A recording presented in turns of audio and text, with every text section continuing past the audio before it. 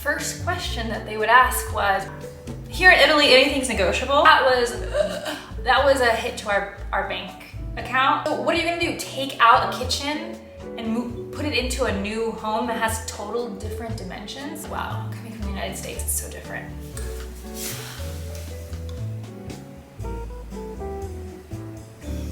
It is the season of iced coffee. And I'm starting to have my coffee without sugar. I'm loving it. Also, my bed's unmade. I'm not sure if you can see in the mirror, but I've got both my boys, my dog and my cat, Leo and Barolo, just sleeping. So you may see them move a little bit over the course of the video. But hi, hello, welcome. Buongiorno, benvenuti, bentornati. Welcome back if you are a subscriber, and welcome if you're new. I'm Sophie. This is my world. Can't even remember the last time I did a sit down video with you all. It has been a roller coaster. February, March, April, May, June, July, the last 6 months, honestly.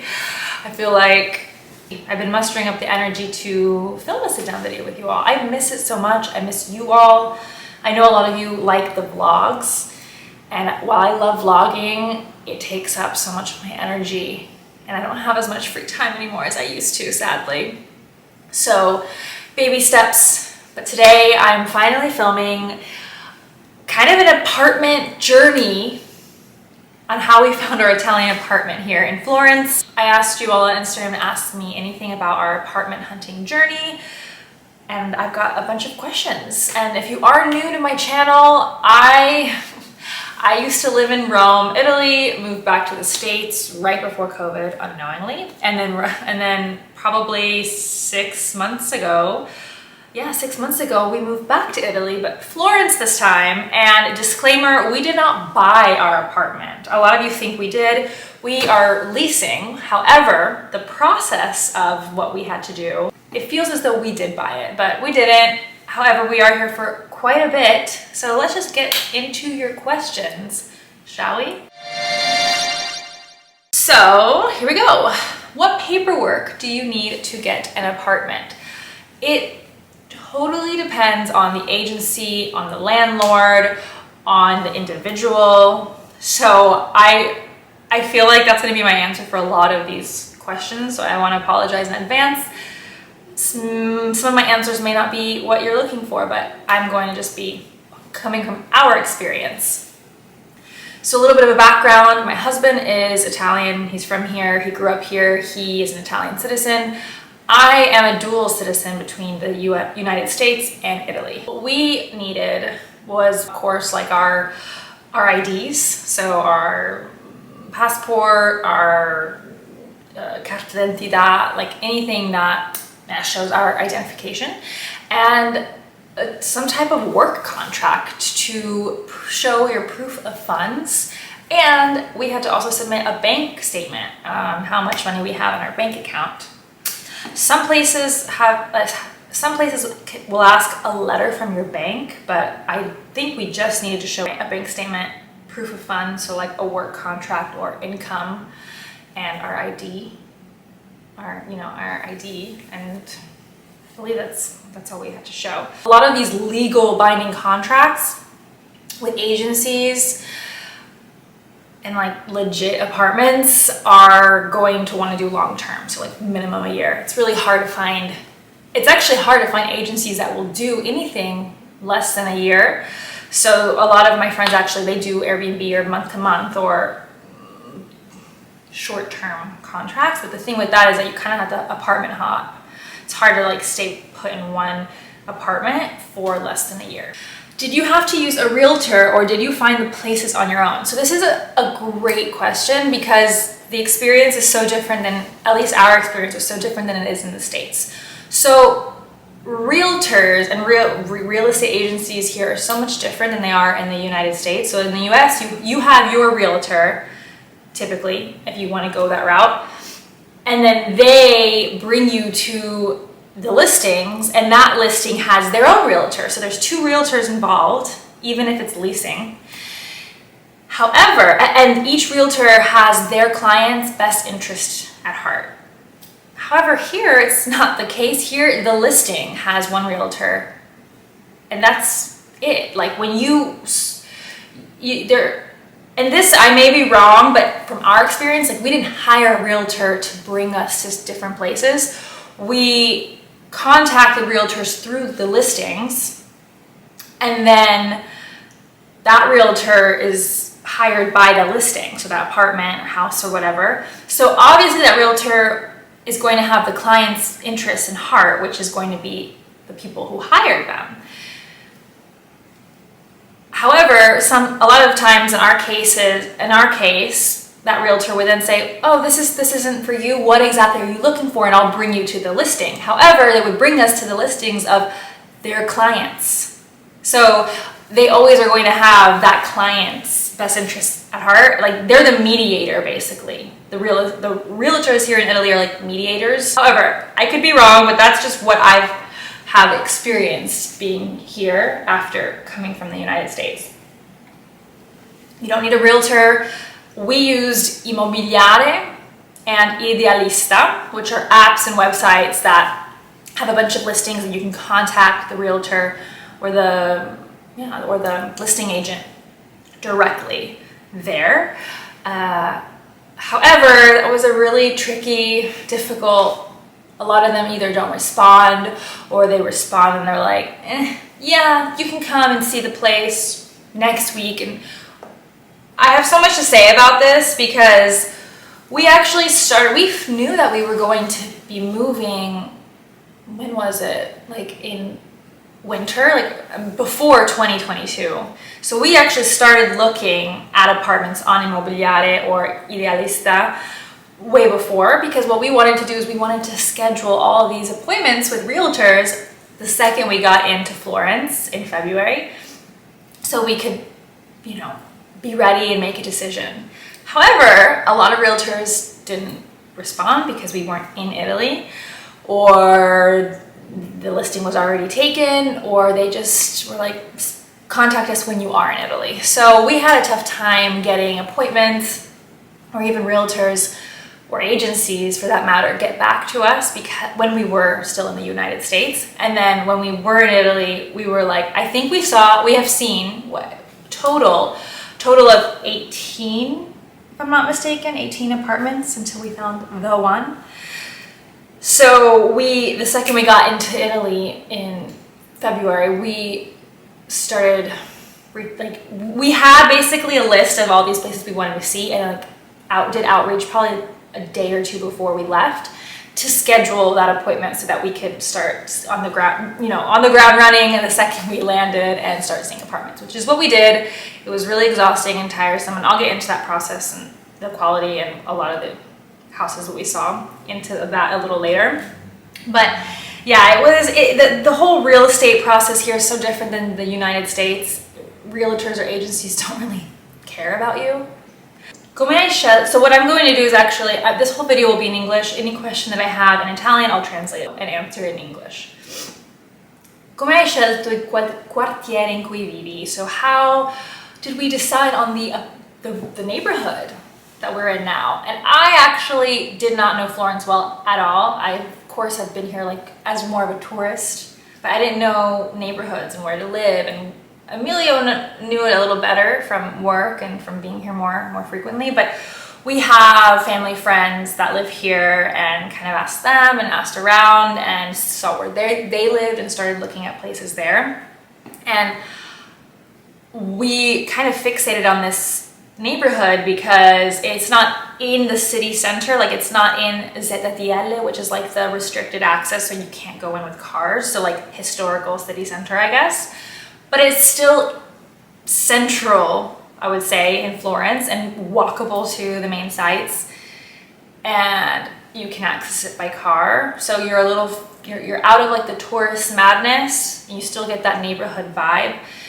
And that's basically how we found it. We did look at apartments all around the city, but once we started seeing more and more apartments in the area that we ended up choosing, fell in love with the feel and vibe. And due to privacy reasons, because I actually already bumped into a few of you walking around my neighborhood, I'm not going to disclose the neighborhood or where I am, just because Florence is so small and just for my own privacy. But hey, if you do see me around, say hi. How's the vetting process for renters? So again, this could be different if you're doing Airbnb or if you're doing a short-term lease, but it's really hard to find a good quality apartment, I feel like, for anything less than a year, personally. But I could be wrong, and I do have friends that have found amazing apartments and they do short-term leases. But anyways, our vetting process was it's crazy because even before scheduling an appointment, so like we would put our inquiry into these websites, right? Then they would call, Emilio was in charge of all this, and then they would call Emilio, and the first question that they would ask was, so what do you do? That's a huge vetting process here, is they want to know, what do you do? Are you successful? Because of course, if you're gonna say, oh, I am unemployed, they're not going to accept you. But maybe they will if you have an insane amount of funds in your bank account and you have, you're like a trust fund baby or something. But that was one of the first questions they asked before even scheduling an appointment on the phone is, what do you do? What do you and your wife do? Tell us your story. And we're like, we basically had to tell them, we just moved. And they were like, you just moved from the United States? Why are you looking for an apartment? Like an interview basically before even scheduling an appointment, which I understand because a lot of these renters, a lot of these agencies or realtors or clients, they want serious candidates. I'm sure they get a lot of people that either can't afford the listing or aren't serious about actually, a long-term contract. So they want to vet them that way, which I understand from one point, but then from the other point, I'm just like, wow, coming from the United States, it's so different. Did it take you over a month from finding your place to getting into it like it did us? Yes. We actually saw this apartment that we're in February. We didn't decide or make the final decision. This is actually the funny story. This is actually the very first apartment we ever saw out of 18. But I'll get into why we ended up seeing more after, but we ended up coming back to this one. And when we finally decided that we wanted to sign the contract and do everything for this apartment, it took at least a month before we got the keys. Between, sharing all of the documents needed. And it's hard because our situation was a little different because this building or this unit is not owned by a landlord, it's owned by an agency, which is very big here in Italy. These big time, whether they're like insurance agencies or big companies buy out apartment complexes, renovate them and rent them out as offices or as homes. So we don't really have a landlord, we have an agency. So anytime we have to do anything, we have to put in this this official process, richiesta, and it's annoying because we don't hear back right away. So that's kind of a negative. However, it is a little more orderly, and it took a month between everything. That was a long time. We didn't get the keys until a month after we initially put in, our offer and got it accepted. What are prices like? Ratio of salary rent in Italy, I have heard, is terrible. Yes. Prices in Florence, I will say, at least from our experience, are a little less, respectfully, to Rome. In terms of this apartment, if this size apartment in the same neighborhood that we were living in Rome a few years ago would be probably double the price than what we're paying now. However, I would say the average, it totally depends on the job, right? But the average salary for an Italian, I think in Florence, is 40k euros, which is not a lot. And when you look at, we were looking for 2.5 bedrooms. When you're looking for something like that, as central as we were looking, it's not doable for an average salary. Luckily, Amelia and I have our combined salaries, which make it a lot easier. But if you're one person and you are under the average salary, it's really difficult. They make it really, really difficult. So a lot of people have to live with roommates and live off, in a lot smaller spaces if they want to be central, or outside of the city center, or outside of Florence if they want larger space or live alone. And there's nothing wrong with that. I lived with roommates up until I met Emilio, so I get it. I used to live in Boston in the side of an apartment that was a shoebox, and my roommate had no closet, and I get it. I've been there, done that, but luckily Emilio and I together were able to manifest this apartment and make it work. But yeah, it's the ratio of salary and rent in Italy, at least in Florence and Rome especially, in terms of the quality of the apartment, is just almost impossible compared to the average mean salary of an Italian professional. I got a lot of questions asking like how much our apartment was, and I just, for our privacy, the respect of Emilio and his job and my job, I'm not going to share how much rent we pay a month. I will share though that here in Italy, anything's negotiable, and the initial price of this apartment, you know, was like, oh, it's a stretch for us. It is a stretch. But after looking at 17 more apartments, our, like, I don't know, we were just really drawn to this apartment. And by we, I mean Emilio, he really negotiated, and we got this apartment for a really good deal. I hate saying deal, but it's true. Like, there was outside factors to the situation, and we ended up negotiating great rent for both of our salaries combined.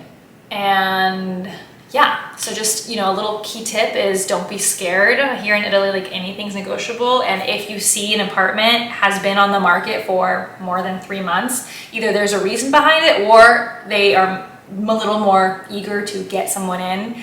So you can always, there's a little more wiggle room there. È stato difficile trovare un bel appartamento. Ce ne sono tanti in vendita. So was it difficult to find a nice apartment? Are there a lot for sale? So we didn't buy this apartment. We did look, just for shits and gigs, we did look at apartments to buy just to see the pricing.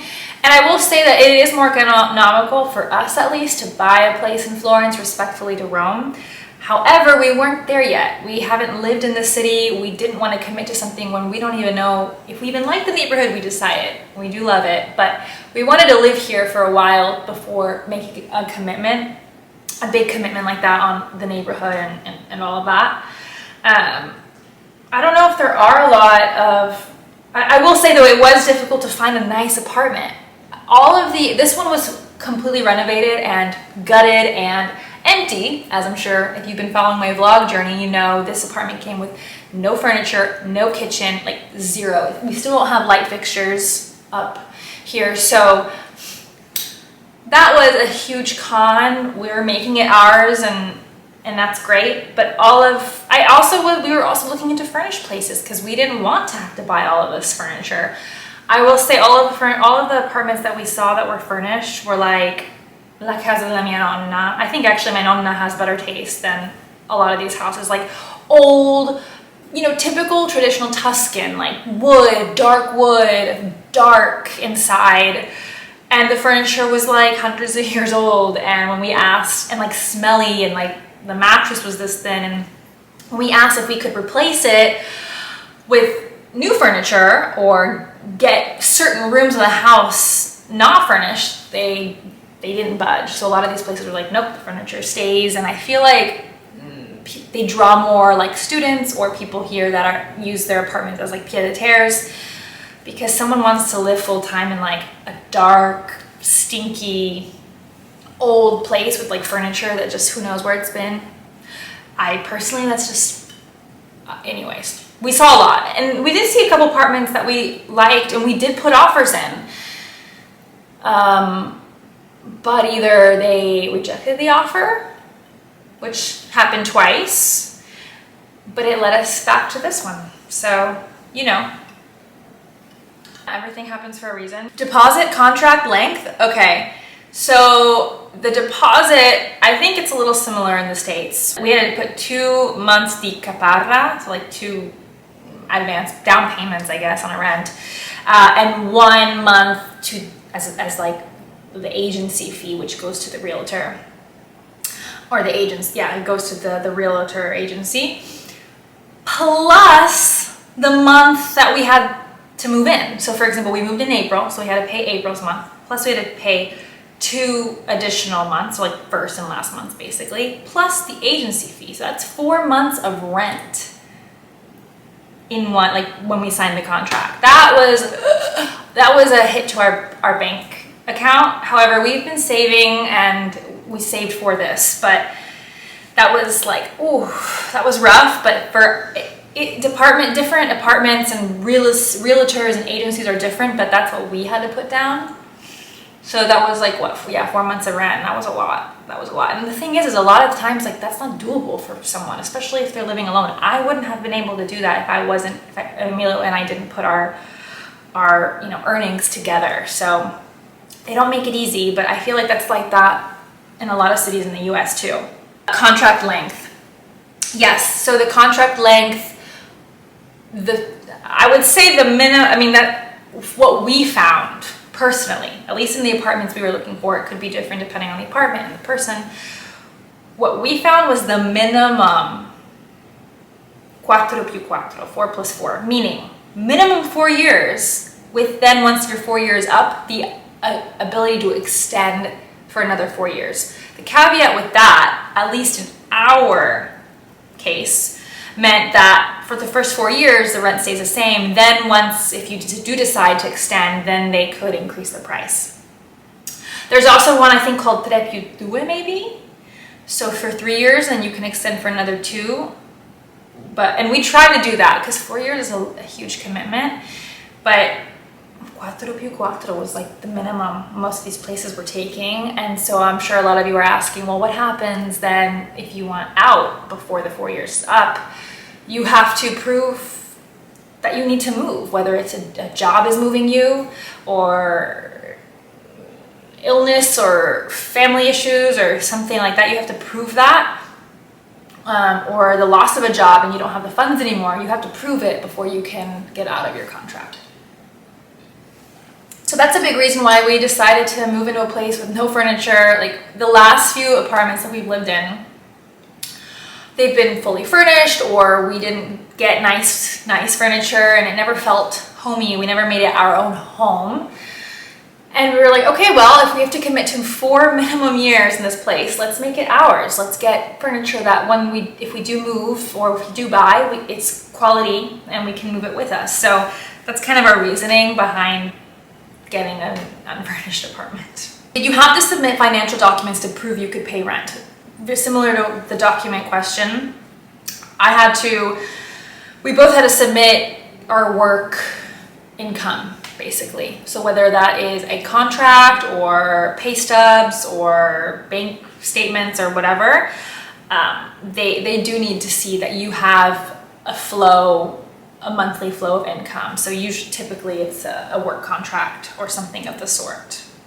What happens with the cabinets after you leave the apartment? So if you are new here and you have not been following the journey, this apartment came fully unfurnished, meaning it also didn't come with a kitchen. And for me, that was like the biggest change and difference. Like, it's a thing here, and also a lot of you who are from Germany told me that also in Germany it's that way.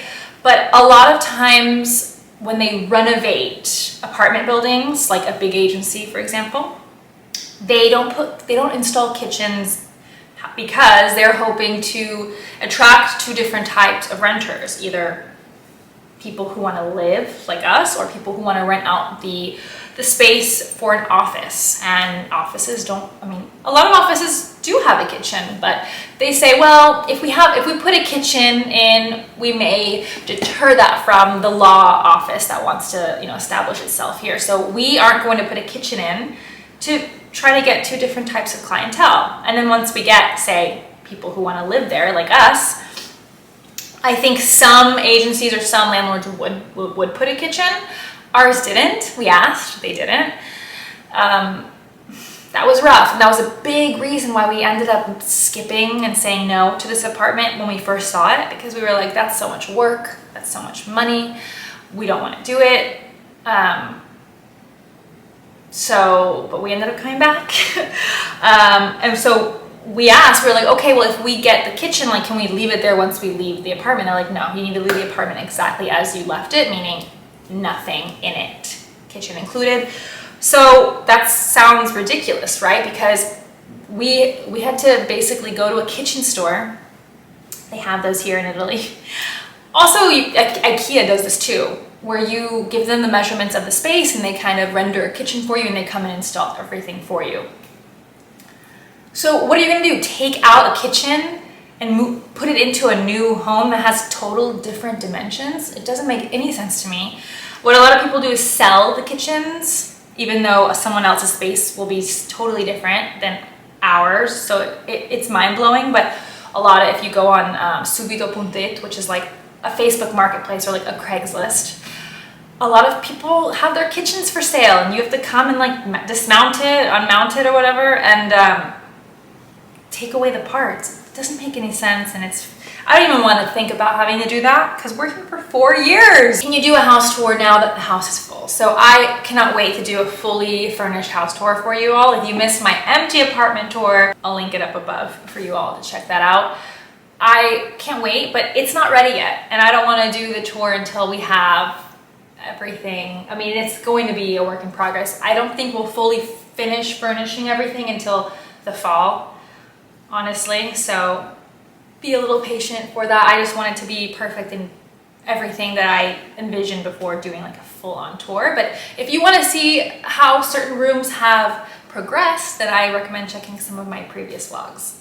What were your top 2 must-haves when deciding on neighborhood? So I mentioned a little bit on how we came to the decision on the current neighborhood we're in. For us, since we didn't know the city that well and we didn't want to buy a car when we got here, at least for the first year, we wanted it to be walkable to things or have public transportation around here. Florence doesn't have a subway or metro system, so they do have bus systems or trams, so wanted to be close to a tram or a bus stop and be walking distance to main city attractions, but without being like in the heart of the centro storico where cars can't even pass through and you're surrounded by tourists. So that was really big for us, and vibe, like how we felt in the area, you know, were there local spots, and were we close to grocery stores, and were we close to things that we would need